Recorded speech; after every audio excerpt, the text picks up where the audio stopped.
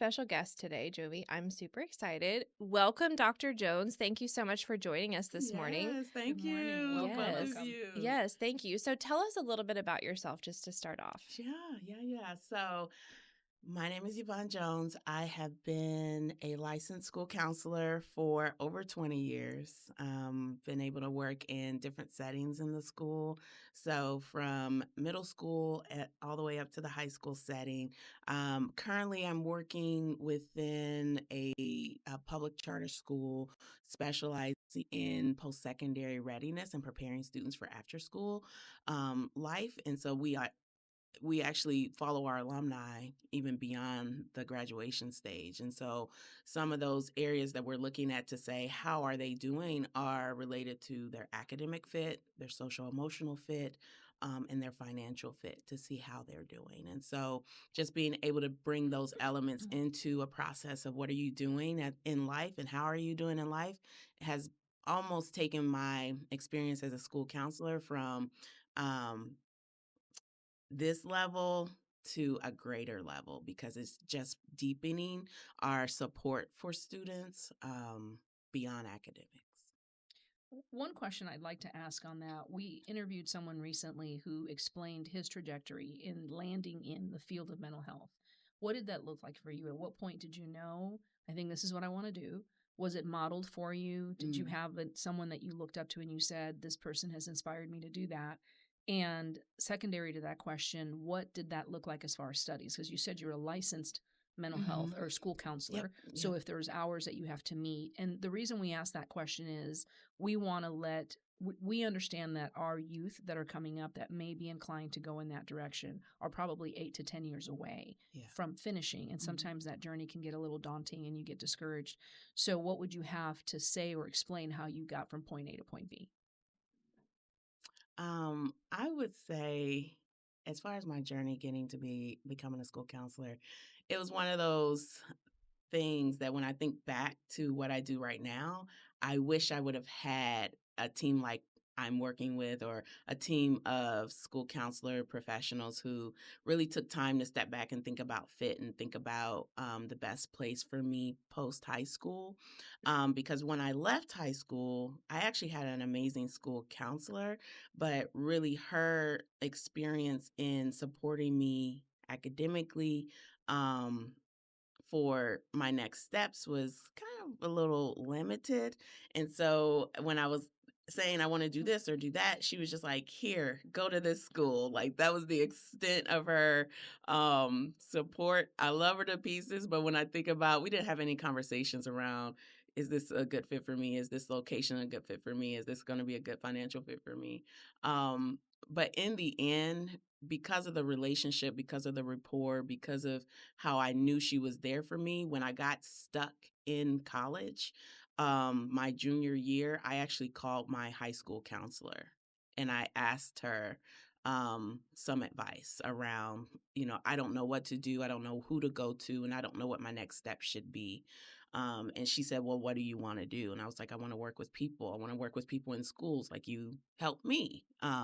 She was just like, have you thought about being a school counselor? And for me, it was like one of those moments like, be like Miss Bird? Absolutely. Like that was what I was trying to get to. Like I wanted something similar to what I had. And so I went and I looked through programs and it actually opened up that the university that I was at had a school counseling program. So I stayed there for 6 years. So in that timing wise, if you're looking into going into a profession, you do have to do your 4 years and then you do another 2 years to get a master's degree. And I specialized in school settings. And so with that, when you know you're going to work as a mental health support in the school setting, you also have to understand the limitations of that. And I think someone, especially a young person thinking, oh, I'm going to go in and I'm going to do counseling and therapy and all of that in school, you won't do that as a school counselor. Like my primary role is to eliminate barriers to the academic support of students. Those barriers could be social, emotional, mental health. But oftentimes, if they're very extreme mental health that right now a lot of our students are dealing with, those are going to get referred out. the school counselor will not be able to meet with your student and do individual counseling and therapy because those are limitations within the scope of the role of a professional school counselor. So within that, professionalizing your license, you do have a test that you take at the end of your master's program. So again, it prepares you to be licensed pre-K through 12 in school settings, but it doesn't prepare you, say, to be a mental health therapist. It doesn't prepare you to, say, be a psychiatrist who may have to administer medication. It's not that role. It's really limited to the school setting. It's limited to saying, hey, this student is struggling in the classroom. Let's try to figure out what the barriers are. Is it academic? Is it mental health? Is it some other family issue? And then support that student in kind of a brief counseling support service space, and then refer out for those larger mental health issues that our students are dealing with today. And I think that's important also for parents to know, because many parents I've heard, I've been involved in youth ministry for probably over 20, 25 years in different capacities. And I know when I've run into parents in the community, or we have community events that surround mental health, they'll often say, well, the school counselor isn't doing their job. So I think that word counselor, we don't see it as an academic, because to me, when I hear that word, I think academic counselor. I just talked to one of my students last night during our youth meeting, and I was like, you need to go back. She's wanting to go to a specific school. I said, get the information for the school, see what the admittance requirements are, and then go speak to your counselor at school and have them guide you through that. So when I think of counseling, I think on the academic side. But when you have problems with like the mental health component of it, and then parents are lacking insurance, they're lacking time because they're working, so I don't have time to take you to counseling. I think that's where the mix-up comes in, and they say, well, the school has a counselor, go see the counselor. So what I'm hearing you say is you may be able to go see that counselor. Yeah. The counselor may identify you're absolutely right, something's going on, but the counselor's role is not to administer the mental health professional support that student may be needed. Their job is to really refer out to find that connection for them. Absolutely. Okay. You might have some school counseling spaces where, say for an instance, at the elementary school level, where you have school counselors who will come in to the classroom and do what's like tier 1 school counseling guidance lessons. Those could be in the realm of social emotional. It might be like emotional regulation, anger management, uh, issues such as friendship, relationships. They might come in and do a presentation for the entire first grade classroom. They might come in and do a presentation on bullying, how to deal with bullying for the entire third grade classroom. Your school counselor is definitely a person who wants to come and provide services on a larger basis to multiple students so that all students are getting social emotional support, but that individualized counseling, mental health support that really requires treatment planning. It requires a team of people. Your school counselor, I will call a local mental health therapist that I know has seen my student, and to ensure that what I'm providing for the student doesn't interfere with their doing with that student, or to see how can we work together through a release of information to really try to provide the best services for that student when they are in our building every day. And so there is a relationship that we hold, but also a very fine line around that's firm, that says, I am not going to be able to meet with your student individually.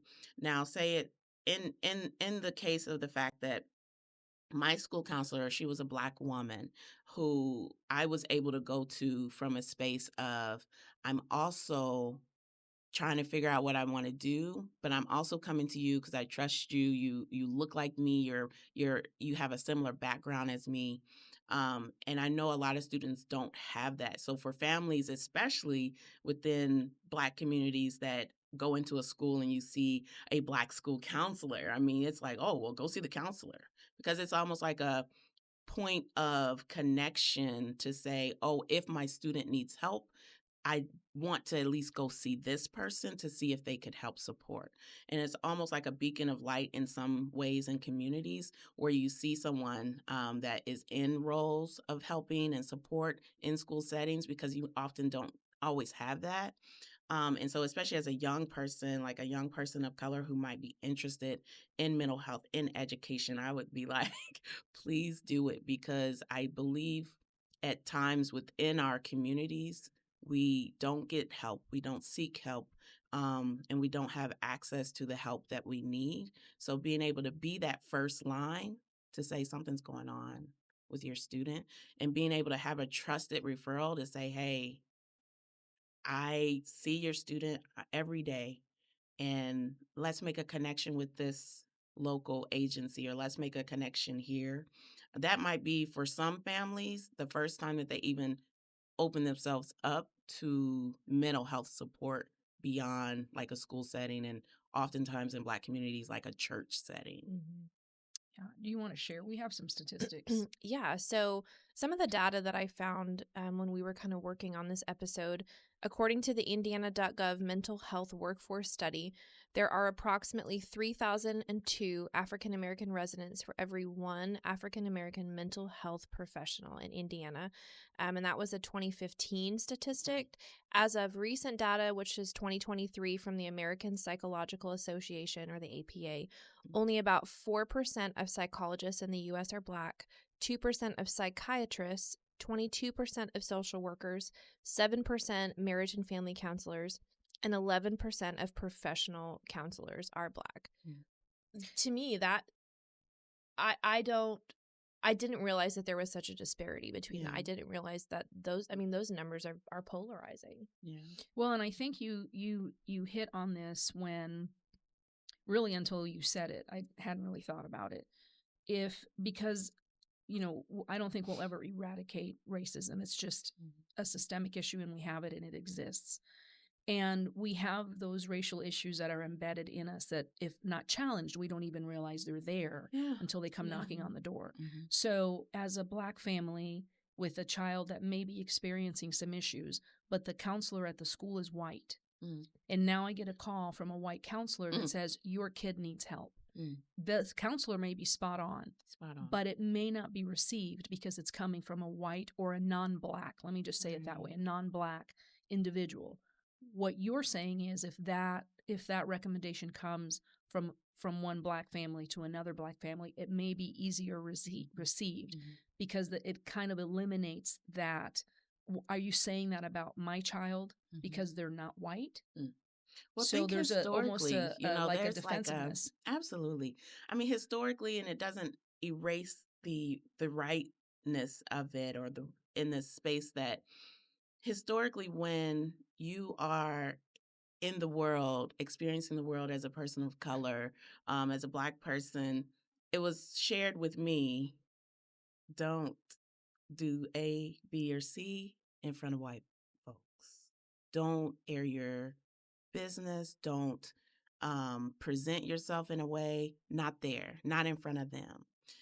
And so it was a safety space. It was historically a place of you have to be careful of what's said, what's done in spaces to protect yourself, Mhm. right? To show yourself as someone who doesn't get pointed out or doesn't get targeted, in a space. Something's wrong with your kid, coming from a space where it's already usually your kid is the only Black person in the classroom.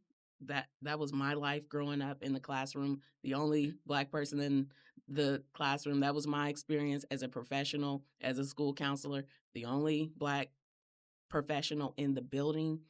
So it's like you have to navigate spaces in a way that you want to show yourself like, I'm okay. I don't need help, because I don't want that to come back and reflect on my family in a way that's going to cause them issues, problems, situations.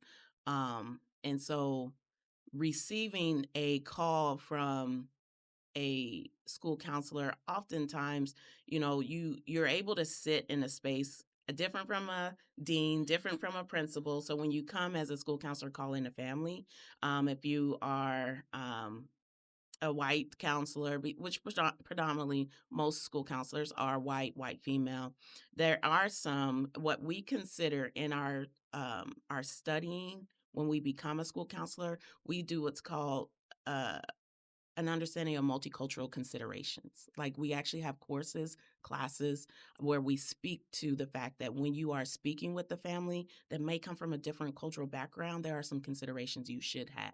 And that is as any professional in the school counseling world.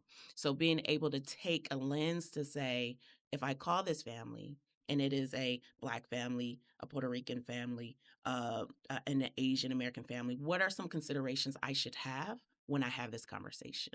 And so that should be already embedded within the curriculum of becoming a professional school counselor. So I would hope that those counselors would lean into that, number one, but also in understanding just that it could be a barrier, it could be a block from the beginning, from the call, so even if you're doing your best to, I really want to help to support your student, but I feel like there might be some resistance in that. I think it is just an understanding to continue to persist in a way that's gentle, but also firm to say, this is coming from a place of we want the best for your student too. And we know you're doing the best for your student. Like always giving that parent the empowerment that they are the expert on their child, and we want to help to undergird or provide support in areas that might be a gap.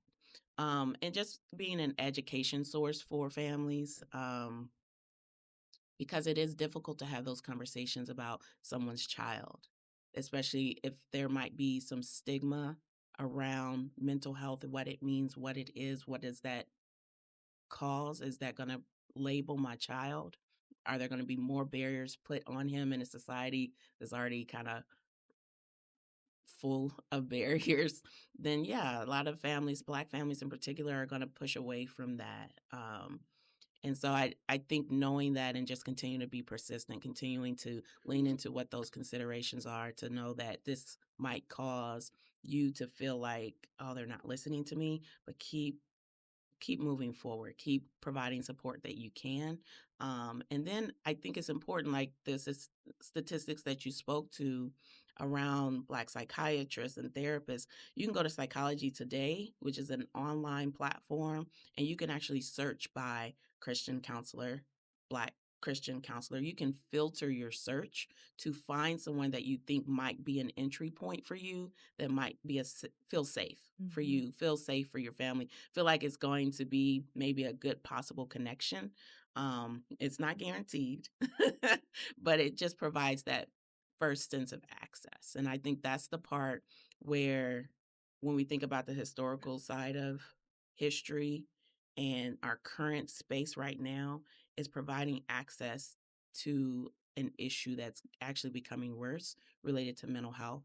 Um, and it's done in a way that there are, like you said, polarizing impacts that impact Black communities, brown communities more so than other communities that might go into those with a belief that this is going to help and serve my family and what I need.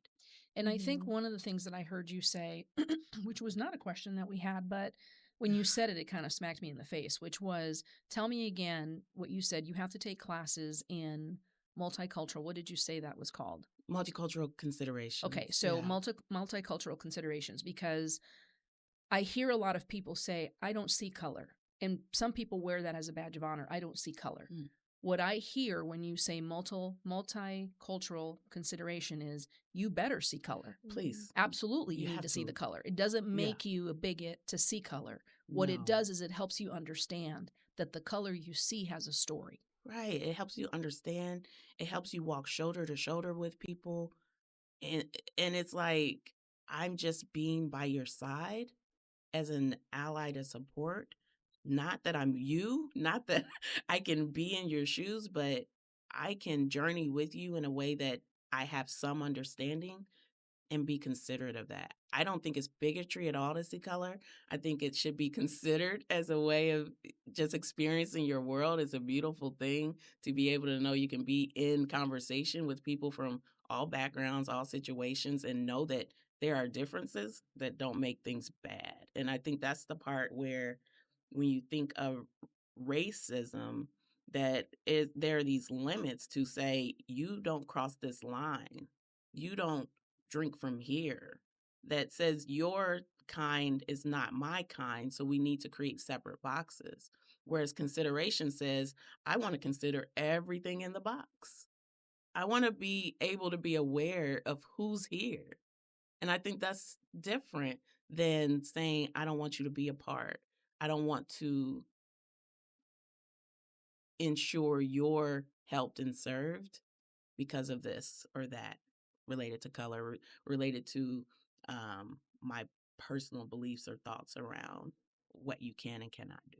And I think in our world, I mean, you can speak to this if it. I'm sure it applies because of uh, the cultural diversity that we have in the city that we live in. But I would say for the numbers, I couldn't even tell you what our percentage numbers at our church. My husband and I are senior pastors to a church. I consider, based on the demographic breakdown of our city, that we have a very diverse church. Mhm. However, how we approach different topics with different families based on their cultural background is different. Same pastors, but we have to approach things different. And one of those things is mental health. If I go speak to a white family on mental health versus me speaking to a black family on mental health, there's going to be resistance right off the bat because of what you just said. Some cultures are like, we don't talk about it. So I think this, if you're in ministry, I would say hone into at least this point, and Brittany, you can add to that. Yeah. But when we talk about diversity and we're all God's children and we don't, everything is wonderful and great, but how you lead, the same way that you would lead based on familial personalities, also takes place in the mental health component of it. And so you mentioned earlier, a lot of people seek mental health support from inside the church. Now, I may be able to meet with someone and say, I'm going to go ahead and give you a referral out, and they will take it and run with it. They're awesome, right? But then there might be some families that if I say we're going to refer you out, they're like, yeah, well, this is as far as this is going. And that's the reality of it. And so that's why, at least for me, when I meet with people that are up and coming in ministry, I tell them, even if your denomination does not promote mental health, even if you didn't study that in school, you went to be a pastor, so you've got the Bible, Old Testament, New Testament down pat, you can quote scripture, I'm going to need you to get in the books of mental health and figure out what you're looking at. What does depression look like? Anxiety look like? What's PTSD? Be familiar with that, because at some point that's going to knock on your door. It's going to visit you, and you're going to have to speak to that. And do I believe the Bible is the infallible word of God? Absolutely. Do I think that the Holy Spirit can come in and bring enlightenment to those situations? Absolutely. But it does not take away from being informed. You are doing yourself a disservice and the people in your congregation a disservice when you don't go further and investigate. What do I need to know as a religious leader in my community, whatever denomination, it doesn't matter. Mental health has it doesn't have a list of people that it's like, I'm going to go after the Jewish community this week and then Catholics next week. It's just going to hit when it hits. So to me, knowing those two aspects of it, understand the cultures within your church body, and then understand mental health, because both of those things are going to meet at some point. Yeah. And, something that you had spoke about, it was kind of a ways back when you were talking about the school counselor aspect of things, but you said, to be gentle but firm, but then you said your focus is on the child. Your focus is on the person that needs help. And I think for so many of us in the mental health community, we sometimes forget that because, for me, not growing up in a very diverse community, there was not a lot of people of color, and I missed out on a lot of things because I didn't have that understanding. But when I got to that point, I did my due diligence because I realized I don't know anything about this group of people. I don't know how their culture works. I don't know, their backgrounds and their thought processes. And the fact that you said that, I think that speaks volumes, because even, in school counseling and mental health in churches, the focus is on the person that you're helping. And, if I have to realize that I have some biases and I have to deal with myself before I can help you, further yourself, we've got to get to a point where we're okay with that and we acknowledge that, because I want you to do better, whether I have to, grow in an area or say, hey, help me in this area. I think that's really important. Isn't it just shocking when you think about, like, if I didn't understand math, I would go get a tutor, or I would suggest someone to go meet with your teacher to get a greater understanding of math, right? But it's almost as if there's a disconnect that mental health doesn't have a source of connection to being healed. As if I'm labeled to this, so I'll never escape it. So it's Yeah. like you at one point didn't know 1 + 1 was 1. And so at the same time, you may not have known, like, if I have anxiety, these are the symptoms that I have, but here are the interventions that I could use for that. Like, there are 1 + 1 equals 2 in mental health as well. And Yeah. I think sharing that with families, that just like you would go learn anything, learning about mental health, sharing with pastors, just like you would go learn anything. Go learn about mental health. Go learn about what it is, even at a basic level of being able to name something. That is a spiritual warfare tool, to be able to name that this is the issue and that this is the problem gives a specific target. And I think knowing that in families, like, it's not a mystery that your child is going through this or going through that. There are techniques, there are strategies, there are supports that are available that are 1 + 1 equals 2. And I think it's just taken away and demystifying a process that looks like this unknown. And I know, like we talked about before, that historically, especially in mental health, especially in healthcare, especially in a lot of systems, there has been violence perpetrated against people of color in the name of science, in the name of helping. But I also think if you find those through lines of true support with connected people, maybe through your pastor, maybe through a school counselor, you can find that 1 + 1 equals 2 for your family and get the answers, get the support that you need, because it's not a never ending space that my child would always be like this, or myself, I will always have to deal with this. And then just stopping at the point of just the church. And I love my pastors, I always have, but it's just like, I know that they weren't mental health trained, but being able to trust them with maybe that next step, that's the part where I feel like we have to lean into too as a community. Like, we have to, number one, hopefully our pastors are getting the support, are making those networks and connections with people that they trust, so that then they can say the limits for myself are here. God can do continual in all things because he's also gifted this person to Exactly. do the Yeah. work. And so I think that's the part where people think that the gifts stop at the pastor, the gift stops at this school, but there are people beyond that are also equipped Yeah. to continue to work with And I your think that's what I was thinking about when you were explaining that. When you read the beginning story in Genesis, and it talks about all these clans that were forming, and the Lord was releasing this group and this group and this tribe, and they were specialized. Yeah, Some people were blacksmiths, some people were musicians, absolutely. and so I do believe that we are given those gifts where when it comes time for them to come up and out of us, Mhm. we should be doing that. I Yeah. think it's a talent issue. You're given this many talents. We're going to be held accountable at it till the end. And Mhm. so for me, it was very freeing to be able to look at someone and say, I know who to call. Mhm. I will drive you there if I need to. I will sit in the waiting room with you if you need me to. But what we're dealing with here goes past what I can help you with. But I can continue to help you because it's a partnership. Absolutely. When Yeah. you said that statement about the parent is the expert on the child, Yeah. that's so empowering because I'm not coming to take away your parenting. I'm coming alongside you to help you. Well, we want for your child to cross that finish line. Yes. That We shoulder to want, shoulder. yeah, that she shoulder to said. shoulder Yeah. was so powerful because it's not about me and it's not about you, it's about them. Yeah. So Yeah. how do we come together to support them to be the best version of them Right. that God intended for them from the beginning? From the How do we beginning. do that? Right. Yeah. Wow. Do you have any final thoughts? If you could leave people with one major thing at the end of this episode, what would it be? Oh, I would say, number one, thank you both for this platform and knowing the world we live in, and oftentimes there are people with different thoughts around therapy and around mental health. But I would say continue to forge, through um, barriers that people create for themselves, sometimes based off of history. based off of current circumstances, I would just say mental health is real. Yeah.